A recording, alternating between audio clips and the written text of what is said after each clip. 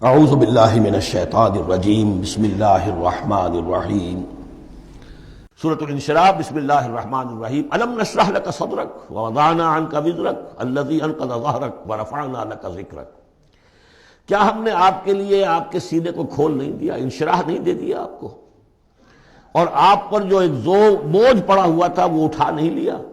الذی انقض ظہرک، جو آپ کی کمر کو دوہرے کیے دے رہا تھا، توڑے دے رہا تھا۔ ورفعنا لک ذکرک، اور ہم نے آپ کے ذکر کو بلند کر دیا۔ فإن مع العسر یسرا ان مع العسر یسرا، تو یقیناً مشکل کے ساتھ ہی آسانی ہے، یقیناً مشکل کے ساتھ ہی آسانی ہے۔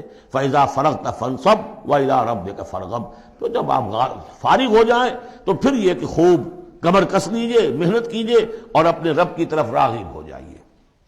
یہ مشکلات القرآن میں سے ہے۔ عام طور پر سمجھتے ہیں لوگ کہ جو مشقتیں تھیں دعوت و تبلیغ میں، اور جو آپ کے اوپر جو لوگ فکرے چست کر رہے تھے اس کی وجہ سے آپ کو یہ رنج ہو رہا تھا، تو یہاں اصل میں یہ بات نہیں ہے، وہ بھی ہے اپنی جگہ پر۔ حقیقت میں بات کون سی ہے؟ اور کیونکہ یہ بھی معلوم ہے کہ یہ بالکل ابتدائی زمانے کی صورتیں ہیں، لہذا اس دور میں تو ابھی اس طریقے کا جو ہے کوئی بہت زیادہ پرسیکیوشن بھی نہیں تھی، بہت زیادہ مخالفت بھی نہیں تھی، اس سے کہیں زیادہ بڑے مراحل سے آپ کو گزرنا پڑا ہے۔ 3 سال کی جو بھی شیب بنی ہاشم کی قید ہے وہ بعد کی بات ہے، جو یوم طائف آ رہا ہے وہ اس کے بہت بعد کی بات ہے، یوم عہد بہت بعد میں آ رہا ہے۔ یہ اصل میں کیا ہے؟ جس شخص کو اللہ تعالیٰ نبوت دیتا ہے اس کی سب سے زیادہ جو خواہش ہوتی ہے وہ اللہ کے ساتھ لو لگا کر بیٹھا رہے، اور رسالت کا فریضہ ایسا ہے کہ جاؤ خلق خدا کو ہدایت کا راستہ دکھاؤ۔ اب کہاں وہ کیفیت؟ دن ڈھونڈتا ہے پھر وہی فرصت کے رات دن بیٹھے رہے تصور جانا کیے ہوئے۔ کہاں اللہ کی طرف رخ کر کے اللہ کا بندہ کھڑا ہے رات کے وقت، کیا اس کی کیفیت ہے، اس کے قلب کی، اس کی روح کی کیا انشراح ہے، کیا انبساط ہے، کن بلندیوں پر اس وقت وہ ہے، کس روحانی وسعتوں کے اندر جو ہے وہ اس وقت تیراکی کر رہا ہے۔ اور کب جا رہے کسی نے کہہ دیا پاگل ہے، کسی نے کہہ دیا کہ یہ تو مجنون ہے۔ دیکھو ذرا یہ شخص ہے جو کہتا ہے آپ کے معبودوں کو کہ یہ غلط ہے۔ اب اس کا ایک تکدر ہو رہا ہے دل کے اوپر، کہاں وہ کیفیت؟ علامہ اقبال نے اسے لکھا ہے، 4th لیکچر ہے ان کا جو خطبات میں سے شیخ عبد القدوس گنگوہی رحمۃ اللہ علیہ کا قول دیا ہے۔ وہ کہیں کسی کیفیت میں بیٹھے ہوئے تھے، اسی طرح مراقبے میں، اچانک اقامت کی آواز آ گئی، اب جماعت کھڑی ہو رہی ہے، تو وہ کھڑا ہونا ہے، تو نماز میں تو جانا ہے۔ تو کہا کیا؟ جھنجھلا کر کہا، حضوری سے نکال کر دربانی میں کھڑا کر دیا۔ اس وقت جس مراقبے کی کیفیت میں میں تھا وہ تو حضوری کی کیفیت مجھے حاصل تھی، اب میں دربانی میں آ گیا ہوں یہاں پر۔ نماز تو آپ پڑھیں گے تو امام کے پیچھے پڑھیں گے۔ اس نے کہا اللہ اکبر، تو کرنا ہی ہے رکوع، چاہے ابھی آپ کے دل چاہ رہا ہے اور قرآن پڑھا جائے تو کیسے ہوگا؟ تو اس کا حکم ماننا آپ نے۔ آپ چاہ رہے ہیں سجدے میں پڑے رہے ابھی سر نہ اٹھائیں، لیکن وہ تو کہے گا اللہ اکبر، تو سر آپ نے اٹھانا ہی ہے۔ تو وہ ایک اور نظام ہے، وہ نظام با جماعت ہے، اس سے ایک جماعت کی تشکیل جو ہے وہ مطلوب ہے، اور ایک ہے انسان کا اپنا روحانی طرف ہو، اس کے کچھ اور تقاضے ہوتے ہیں۔ تو جیسے حضرت موسیٰ سے کہا گیا، ہر دفعہ آپ نے دیکھا اذهب الى فرعون انه طغى، اور وہ اگر وہیں پر رہتے ڈیرا لگا دیتے، ہر وقت گفتگو ہو رہی ہے، مخاطبہ مکالمہ مل رہا ہے، تو جو لذت اس میں تھی، اس کے اندر جو ہے وہ جو مشقت ہے وہ یہ تھی۔ رفتہ رفتہ پھر آپ کا مزاج اس کا خوگر ہوا ہے، اور پھر یہ کہ جب اللہ تعالیٰ نے اس میں بہت سے لوگوں کو بھی شامل کر دیا، پھر وہ جو تسکین پیدا ہوئی کہ ایک شخص وہ ہوتا ہے جو اکیلا۔ اس کو مولانا روم نے بڑی خوبصورتی سے بارش کا ایک بتایا ہے مثال، کہ بارش میں ایک مرحلہ ہوتا ہے کہ سمندر سے بخارات اوپر جا رہے ہیں، نہایت صاف شفاف، اس میں تو کوئی قدورت نہیں ہوتی، وہ تو ڈسٹلڈ واٹر جا رہا ہے۔ وہ اوپر گیا، پھر وہ گیا، اس نے بارش کی شکل اختیار کی، جب بارش کو بن کر وہ گرا ہے تو اس نے اب فضا کو بھی دھو دیا، تو فضا کی قدورت اپنے اندر لی نا، فضا کو صاف کر کے وہ آیا نیچے، زمین کا بھی گند صاف کرتا ہے، صاف کر کے اور وہ گند لے کے دریا میں شامل ہوا، اور پھر گیا اور سمندر میں جا کر گند اس نے وہاں چھوڑا، پھر وہ پاک ہو کر صاف ہو کر بڑی ہی یعنی لطیف شکل میں پھر یہ ہو رہی ہے۔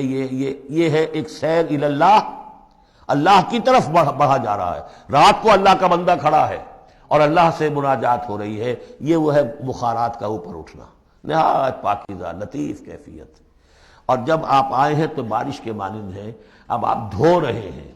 تو جو دھو رہے ہیں اس سے خود اپنے آپ کو بھی تقدر ہوتا ہے، کسی نے کچھ کہہ دیا، کسی نے کچھ کہہ دیا، کسی نے کچھ کہہ دیا، کسی نے فکرہ چست کر دیا. اب آپ کو ضرورت ہے کہ پھر ذرا اپنے آپ کو بھی صاف کریں دوبارہ، پھر رات کو کھڑے ہو جائیں. سیر اللہ، سیر فی اللہ، سیر عن اللہ الی اللہ، یہ جو ہے جو تبلیغ کا اور فریضہ رسالت ہے، یہ بھی سیر الی اللہ ہے نتیجے کے اعتبار سے، لیکن اس وقت عن اللہ ہے، اللہ کی طرف تو پشت ہو گئی. اب دیکھیے جب آپ نماز میں کھڑے ہیں تو رخ کدھر ہے؟ اللہ کی طرف. جا رہے ہیں تبلیغ کے لیے تو اللہ کی طرف تو پشت ہو گئی. اب تو آپ جا رہے ہیں تو خلق کی طرف آپ کا رخ ہے، اللہ کی طرف تو پشت ہے. اس حوالے سے وہ عروج ہے، یہ نزول ہے، اور یہ نزول جو ہے یہ بڑا شاق گزرتا ہے کسی ایسے شخص پر جسے عروج کی لذت حاصل ہو گئی ہو. یہ ہے وہ سختی. الم نشرح لک صدرک ووضعنا عنک وزرک الذی انقض ظہرک ورفعنا لک ذکرک فإن مع العسر یسرا ان مع العسر یسرا فإذا فرغت فانصب.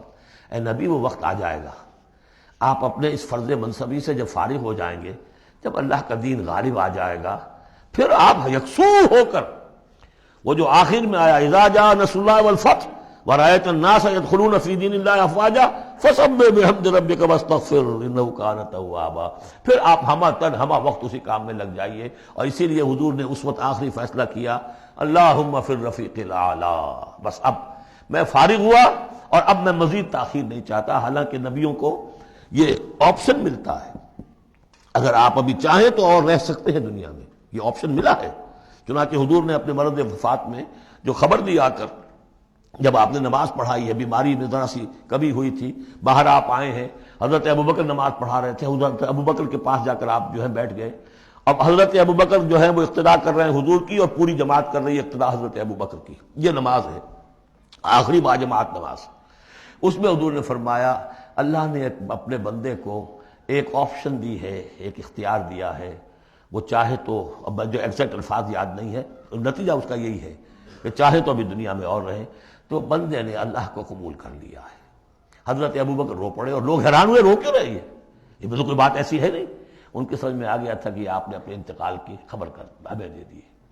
تو یہ فیصلہ اللہم فی الرفیق الاعلی، یہ جو شاخ گزر رہا تھا نا، یہ دنیا کے اندر معاملہ دعوت و تبلیغ، یہ اس روحانی جو ربط ہوتا ہے اللہ کے ساتھ، اس کے اعتبار سے اس میں رکھنا پڑتا ہے.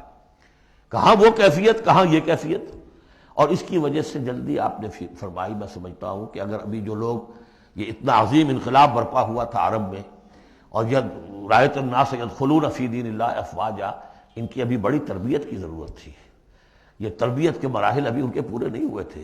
یہ تو صرف مکے اور مدینے کے لوگ تھے جو آپ کی تربیت سے اس طریقے سے بہرہ اندوز ہوئے اور ان مستفید ہوئے. یہ جو پورا عرب جو ہے ایمان لے آیا، اور ان کو تو آپ کی تربیت کا ابھی وقت نہیں ملا. بہرحال جب یہ کام ہو چکے گا محمد، تو بس پھر آپ ہمہ وقت اللہ کی طرف متوجہ ہو جائیے. صدق اللہ العظیم.